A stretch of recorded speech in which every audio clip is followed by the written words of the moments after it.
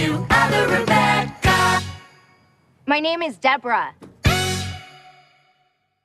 Hey guys, it's Karen Murphy for the mid-season premiere, the last mid-season premiere I may add, of Crazy Ex-Girlfriend, Season 4, Episode 9, I Need Some Balance. And going into this episode, I was hyped. I mean, the way things ended off with Episode 8, with Greg coming back, and the various revelations we got, and Rebecca admitting to him that she slept with his dad. I mean, the possibilities for where we could go with the rest of the season were really endless, and I was expecting this to be a really big episode, and while there was quite a lot that happened here, it was not necessarily the way that we expected, but that's not really a problem with this show, because here's the thing. Look, was this a fairly low-stakes episode of Crazy Ex-Girlfriend? Yes, it was, but I think that's really a testament to the character growth that we're getting, especially in Rebecca, and that has never been more present than I think it was in this episode, but we're just going to get into it right now. Because literally the entire plot that Rebecca's going through, and this is it, is that she wants to get laid so she can forget about her exes, and that's really it. That's all she's really going through in this episode. And that doesn't sound terribly interesting. In fact, it sounds almost sitcom-like. So why would that ever be, you know, such an amazing episode? Why would that be something that would even work on the show? Well, again, let's look at who Rebecca is. Let's look at the things that she's done over the years. I mean, if this was, say, Season 1, this would be full-on chaos. This would be just a complete disaster. She'd be doing all these things wrong. But the fact that things turned out the way they did in this episode, again, is just really a testament to how Rebecca is really evolving. But we'll just get into it. Obviously, like I said, she's trying to have sex with Jason, the same guy that she was trying to contact in Episode 7. The only difference is that this time, we actually do get to see him, and these two actually do end up going out on a few dates, and this Jason guy, I mean, he could not be more right for Rebecca. I mean, this is a guy who is so dedicated to proving that he's real, that he's literally taking pictures of himself vomiting and, you know, taking a shit and things like that. I mean, this guy just, he seems to have no filter whatsoever, and, I mean, I know that Rebecca obviously wants someone who is very dedicated and nice, but this guy's kind of pushing it. I'm not gonna lie. Like, this is like, I don't know. I understand that she wanted someone different from her exes, but I don't really know if this is the guy. Like, I mean, this guy was just so casual about everything. And I mean, I know Rebecca obviously isn't normal either when it comes to that kind of stuff, but this guy is not normal about anything, and that definitely was a bit jarring to see. But the way they played it out, I really did end up enjoying, because basically the big thing in this episode, besides all the stuff with her failing to have sex with Jason because she gets this really bad vaginal infection, is that it, of course, is kind of narrated by all of these various cats, representing Cats the Musical, which I've mentioned before, I'm not the biggest fan of. When there's a great production of it, it can be a really good show, but I will agree with Rebecca. There really is no plot to it. It's just, we meet this cat, we see them tell us their tale of woe, and then we move on to something else, and we get there until someone is crowned the, like, one true Jellicle cat, and that's really all there is. But again, that's a completely separate thing. The way it worked in this episode was just brilliant. I love the way it was done. I love that all these various cats came out to represent her emotions and represent what she was feeling in that time, and that really does echo back to a very similar episode in Season 1, That Text Was Not Meant for Josh, and again, it underlines just how much this character has changed. That episode, that was full-on chaos. That was one of the biggest episodes of Season 1, and the fact that we had an episode like this here, and it was still great, but it was a lot more lower stakes and was a lot more comical. Again, it just shows that this isn't as big as a deal for Rebecca. She's someone who, sure, she's very determined to have sex, and it keeps going terribly wrong for her because of the various odors and things like that. But instead of her freaking out, and instead of her just, you know, trying to attempt suicide or trying to cling on to some other guy, she actually decides to talk to Valencia about this. And I gotta say, This is one of Valencia's best episodes yet, and I am so happy that they've been using Valencia as much as they have, because I've said this before, I think she and Daryl are the most underutilized characters in the entire show, and I'm glad to see they're giving her a lot more to do, because what she got to do in this episode was a lot of fun, basically acting like a voice of reason here, trying to rationalize a lot of what Rebecca was going through, and I thought she was a lot of fun. I particularly loved the scene where she was forced to distract Jason, and they were having that really awkward conversation. That was definitely a lot of fun, and I just really liked the inclusion of her here. They could have gone with Heather, but you know what? Valencia is someone who I don't really think we've seen enough of, so I'm glad that they're using her. I'm hoping that Heather still has a major role moving forward. I would assume that storyline-wise, she doesn't really have a lot left since, she's married with Hector and things like that. I do think that's going to come back into play eventually, but I like that they're still able to use these two characters without doing anything too crazy with them. They know when to use them, and using Valencia in this episode was definitely a very smart choice. However, there really is no way to talk about this episode without talking about the other plot going on with Greg and Nathaniel, which for me, as much as I love the stuff with the cats, that was probably the highlight of this entire episode. I loved seeing these two together. I thought they worked so well, and I'm really excited to see what they do with them moving forward, because obviously having Greg back, he's never met Nathaniel before, so it was really a genius move to put these two together, because who would be the most obvious choice? Josh. I mean, these two were best friends, and obviously ever since he found out what happened between Josh and Rebecca, their relationship has been strained, but it would have made sense to put them together, and I'm glad that they wisely didn't do that here. Instead, they pit him with White Josh and Nathaniel, and their whole dynamic, I just loved. I love that White Josh, basically Greg, he's going through a lot of stress. He's still reeling over the fact that Rebecca has revealed to him the truth about her sleeping with his dad. So White Josh encourages him to take it out by going to the gym. Now, for Greg, on the other hand, this isn't really something that he's used to. He used to go to the gym before, but he said it was mostly gym class and things like that, which and I love that Greg was someone who was just completely out of his element here. He's not someone that works out a ton, so he didn't really know how to lift the weights, and I thought that was a great idea. But of course, who does he end up running into but Nathaniel? And the dramatic irony that is in this whole subplot is just fantastic, because the whole thing, we know that this cannot end well, that there's no way that these two are going to be able to be friends. They're both Rebecca's exes. They've been through similar paths. There is no possible way that this is going to go well. Who else knows that? White Josh, who is completely regretting the fact that he is basically led Greg down this path, that he led him to Nathaniel. And I gotta say, White Josh in this episode, probably some of the funniest stuff I've ever seen from him. David Huell just killed it here.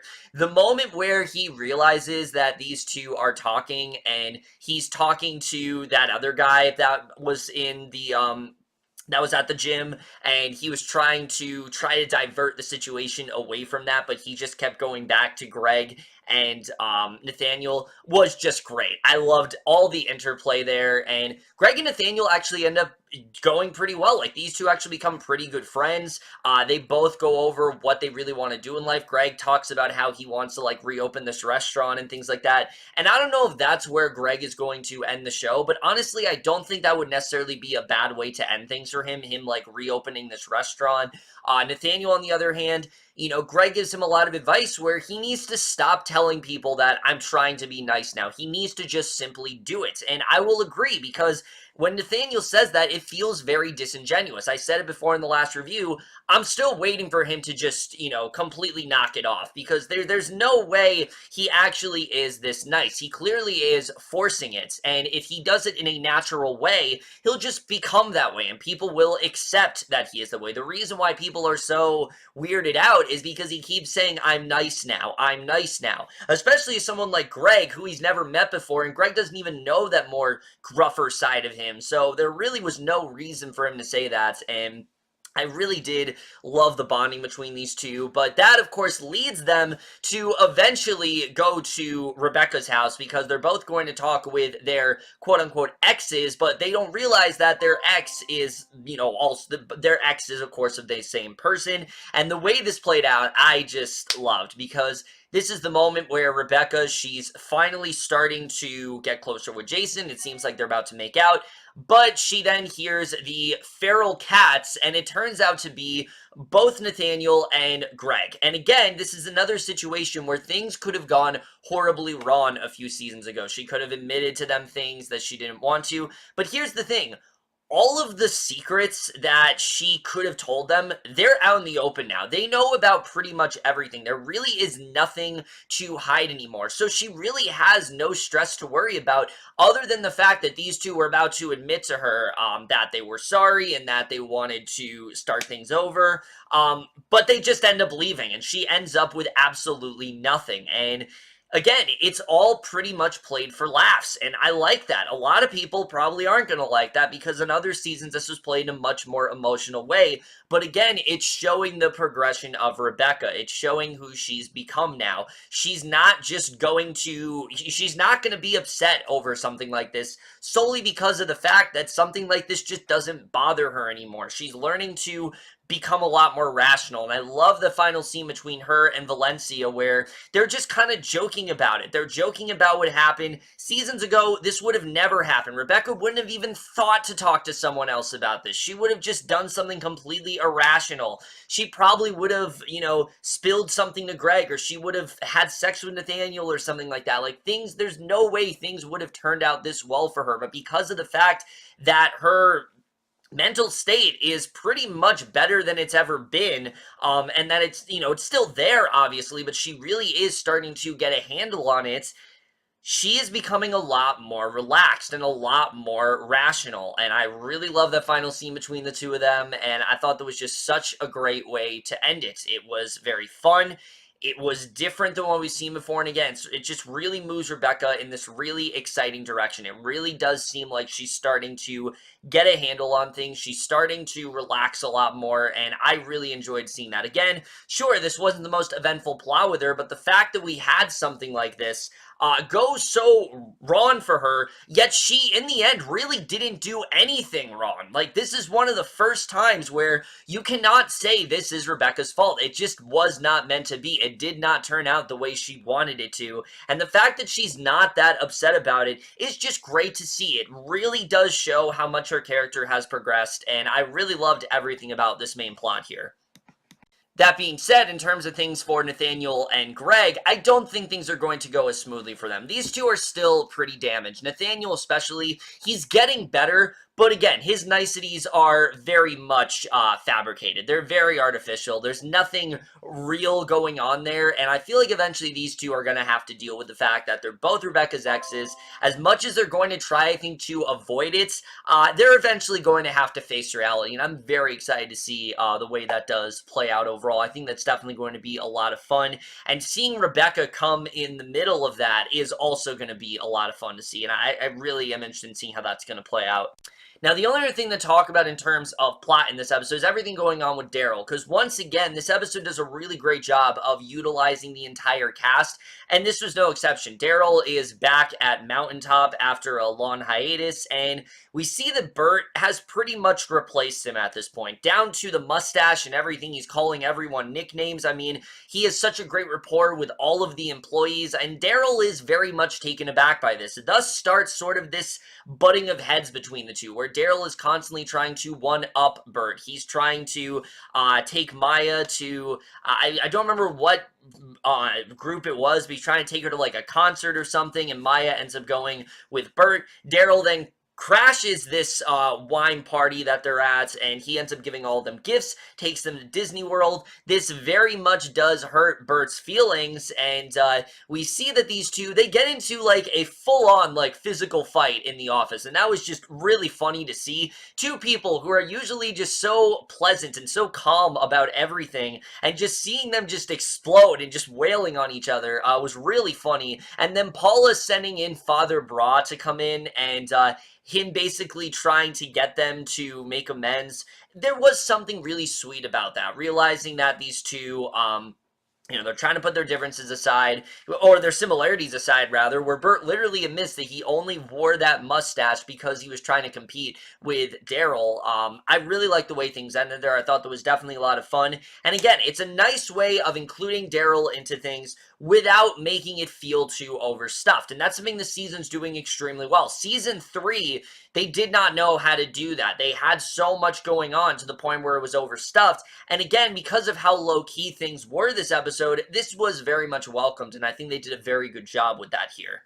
So, of course, with an episode that was this lighthearted and fun, I mean, there were so many moments that just had me rolling on the floor. I mean, like I said, I think this is probably one of the best episodes that just utilizes the entire ensemble. So really everyone got a great moment, whether it was Josh coming in when Rebecca called for those feral cats. He comes in with like that tennis racket or whatever, and that was just hilarious. I love the way that whole thing played out where he was just freaking out about it. I loved Rebecca just constantly making fun of cats, talking about how there's no plot, how it should be a dance review. Her blatantly mocking at the cats that were inside her head as well. I mean, again, it shows that they're not really bothering her either. Like seasons ago, this would have bothered her, but they're not really bothering her either, and I definitely enjoyed seeing that. Greg also saying that he hasn't been to the gym since basically gym class when it was badminton day. That was also hilarious to see, just seeing how out of his element he was there. I really enjoyed that. That was definitely a really fun moment.